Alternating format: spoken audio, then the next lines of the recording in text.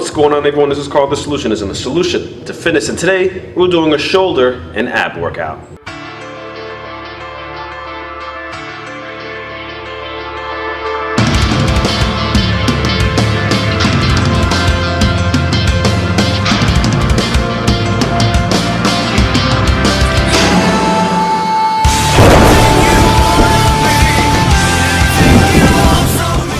So before we begin, I do have t-shirts available if you guys are interested in that. There is a limited amount of t-shirts. If you want to purchase one, show support to the channel, you can do that. Take it to the gym, represent Team Solution, and you can check out the link right here on the bottom of the screen. I've also placed the link in the description, which you can click on if you're interested in checking out the shirt, seeing how it is. If you're not interested, maybe spreading it out to someone else that might be interested.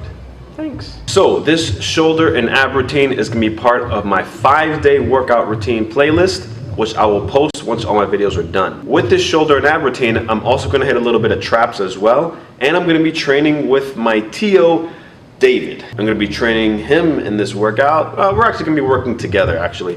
We're both going to be hitting this workout.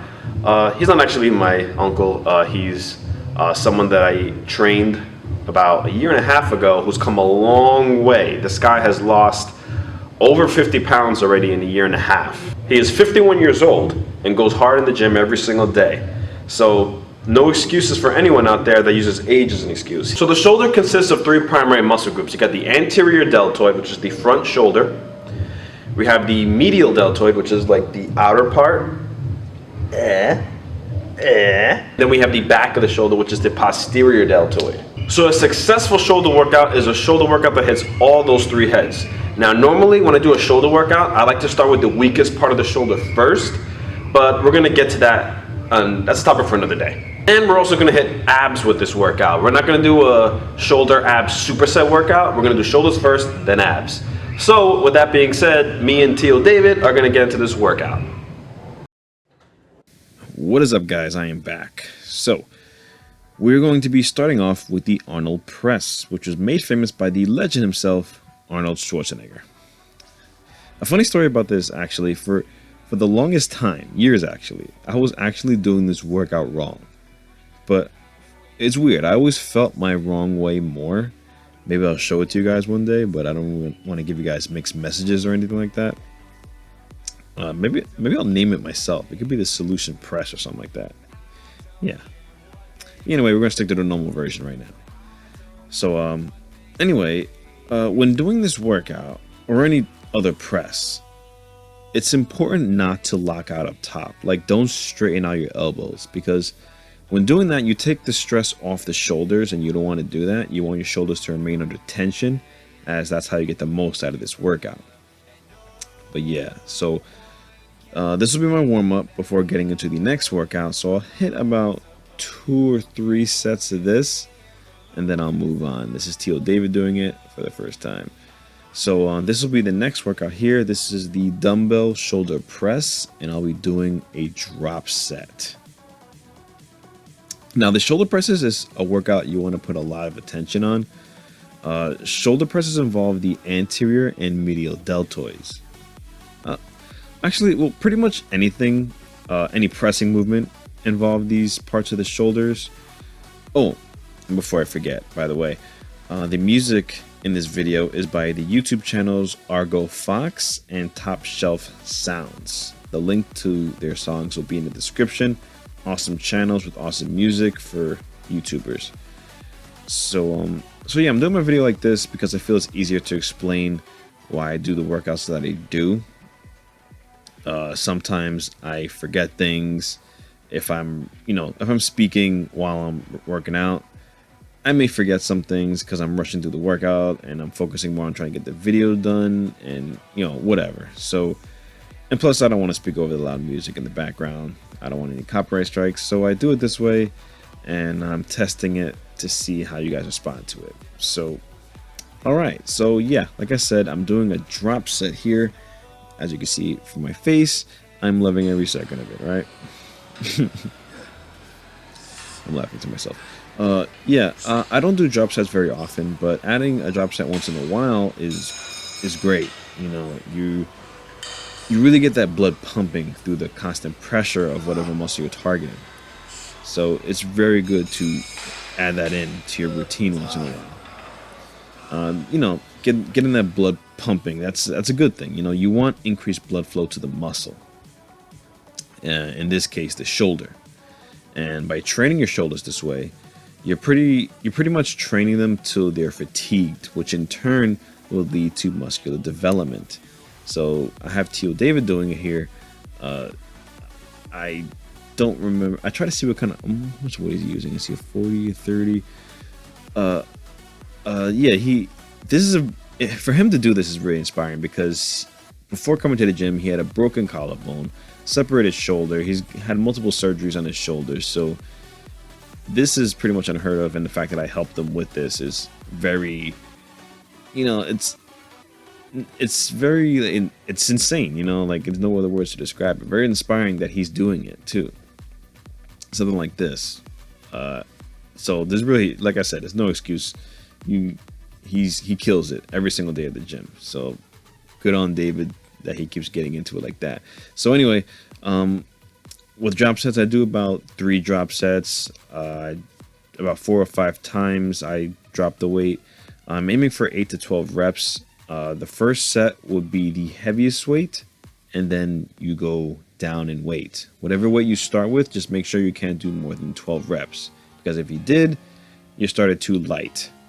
So you can see, I try to see the weight he was using. It looks like he dropped down about 10 pounds.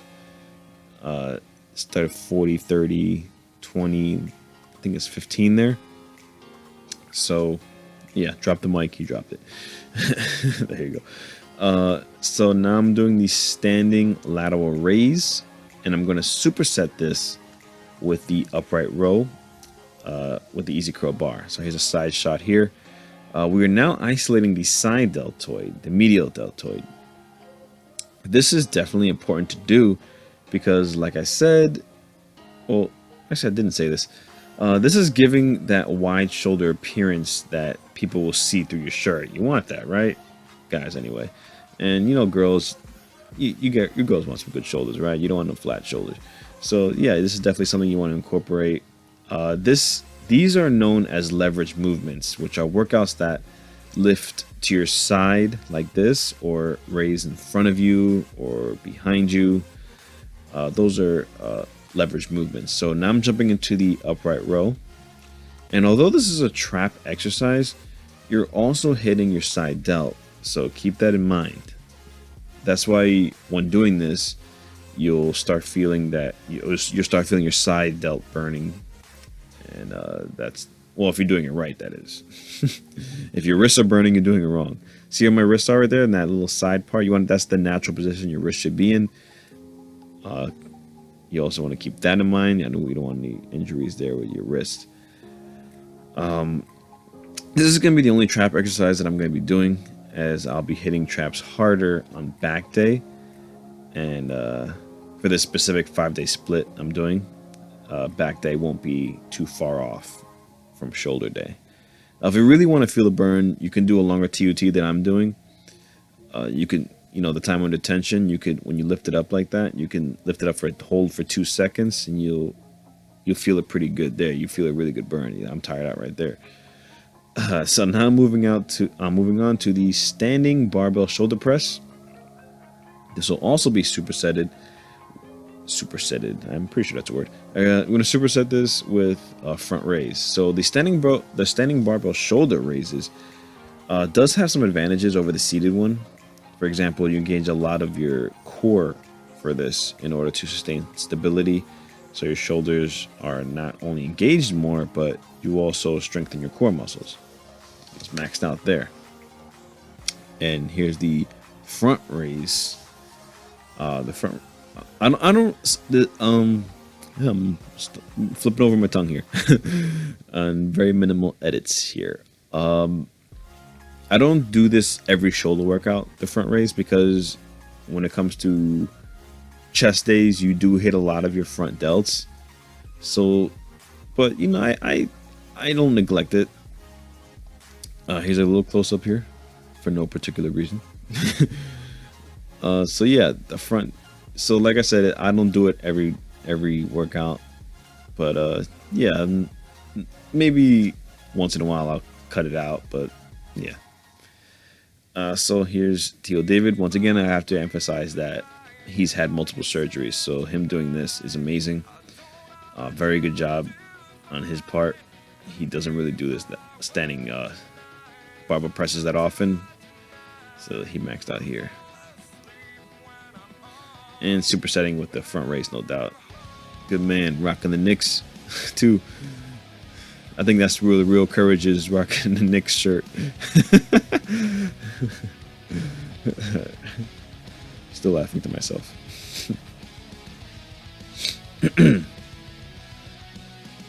So yeah, he's gonna be burning out here. It's important, make sure not to swing when doing that too. A lot of people do that. We didn't do it, so you know, just don't do it. All right, so we're now doing the rear delt raise on the bench. This will be an incline bench. I usually do one rear delt exercise or one superset because same thing with the front delt. You use a lot of your rear delt or posterior deltoid when doing back workouts. So anything that's pulling will in some way incorporate that muscle. So here I'm supersetting this with a row. I'm just really trying to burn out that rear delt because it's something that maybe I've been lacking a little bit on. So I wanted to put a lot of emphasis on that. So you're really gonna feel a lot of these workouts burning you up. Just saying. So exclusive to Dave here, he's doing the side delt raise on an incline bench. You could also do this on a flat bench, but I like it better on the incline. You get I feel personally better control. I just burped. Protein burp. Here's another one. Okay. So yeah, I personally like it on the incline bench. So you guys could take that preference. A lot of people like doing it on the side bench. On the flat bench. No edits. So now we're moving into abs. Yay, ab workouts. People ask me to do this all the time. Okay, so we're gonna be doing the hanging leg raises. Now, whenever I do an ab routine and hanging leg raises are in there, I usually start with that because it's one of the tougher ab exercises. It requires a lot of core strength because people tend to swing when they do this, and this shows that they have a weak core. And it requires some decent tricep strength as well to keep you up there. So it's kind of like an acrobat. Yeah, they got some good core strength. So Dave is doing this too. Very amazing because this guy couldn't even do a sit-up when I first saw him. Yeah, I gotta give him a lot of props for doing the stuff that he's doing here. But yeah, this workout engages a lot of your core, a lot more than normal crunches do. So be sure to add this to your routine once you've mastered it. If you can't, just start with knee raises first. It's a bit easier. Fist bump. There you go. Good man. So now we're going into the Russian twist on the bench. I'm going to superset that with leg raises. Now this one, you're working your obliques. If you've seen my other ab workout videos, you've seen this before, except I'm now doing this on the bench. Obviously, you could do it on the floor as well, but this way is more challenging as it will also test my stability. Just make sure you don't break your neck while doing this, please. Thanks. Anyway, yeah, people neglect the obliques a lot. It isn't just leg lifts and crunches for abs, guys. If you want that full defined appearance, you gotta add in some rotation movements in there as well, which is side to side movements. This type of movement hits your obliques. So I just jumped into the leg raises here to further massacre my abs. This one I'm just doing till failure. If you did the Russian twist right, then you shouldn't last too long with this. I like to grab the bench here, open my abs more, bring the legs up, and slowly bring them down. You're hitting your entire ab area here, but lower abs are getting more of the focus. So now we're going into the cable rope crunches, and we're going to superset that as well. There's a few variations to this one. This one I feel is the most effective. Now, this is an ab workout that I feel is done improperly the most, and I can't really show it to you, but it's done very wrong in a lot of in a lot of ways. But just look at how my back arcs with this, with the, you know, when I bring the weight up, and then I make another arc on the opposite side when I crunch my abs down. That's how it should be done. And I have the rope to the top of my head. A lot of people have it to their sides. This way I just feel just more comfortable for me. So yeah, I'm supersetting with the knees to the chest here on the floor, which I don't think I've done a video on in a long time at least. I'm usually on a bench when I do this, but now I'm not grabbing on a bench for stability. All core here. You also want to make sure you're performing the movement slow and controlled. None of that super fast ab stuff crap. No, just nice and slow. Nice and tense. Burned out there. Alright, so now Dave is trying it. Not only is this particular workout a good exercise for trying to get that six-pack, but awesome strength exercise for your core, which is essential for a lot of your other lifts. And also similar to the deadlift, you improve your posture. You won't lean forward when you walk, like you walk without a purpose in life. You know what I mean? You want to have that good, strong walk. So now we're going to do some side bends on the hyperextension bench. I don't know if you can see it, but try to watch my foot placement here. Study that before you fall off and break your neck again. Okay. This is another way to hit your obliques. I'm doing this version without additional weight, but you can also that free arm there, you can grab weight and challenge yourself more with that. Now this focuses more on your core strength than ripped obliques. Obliques also need to be strengthened, so don't forget that, because like I said, oblique muscles are often neglected. So yeah, you're really hitting the obliques good with that one. So here now we're doing the V up. My abs were done, so I was like barely getting by at this point. But yeah, I'm ending the ab routine with this, or the jackknife sit-ups is also called. You're definitely going to max out on abs after this. Now, you're hitting the majority of your abs here, your upper, lower, obliques, even engaging your hip flexors here. People often do this without touching their toes when going up. I like it better like this, with the hands to the sides. I feel this will definitely eliminate using your arms for momentum that you may not be aware you're doing. You know what I mean? So, bye. So guys, that was my shoulder / ab routine. I hope you enjoyed it. Just keep in mind that since the shoulder is made of those 3 small muscle groups, it is also the easiest to injure. So make sure that you train smart, use weight that you're comfortable using, that you can use proper form with. You also want to make sure you warm up properly and stretch your shoulders out in between sets. Make sure you get a nice good stretch. My shoulders are going to be feeling it for a while. But like I said, once again, get a t-shirt if you want. Link is in the description if you're interested in that. There's a limited amount. If you're interested, jump on that. Once again, this is Called The Solution, saying if you got a problem, I'll help you solve it. Your wishes are done and your best is yet to come.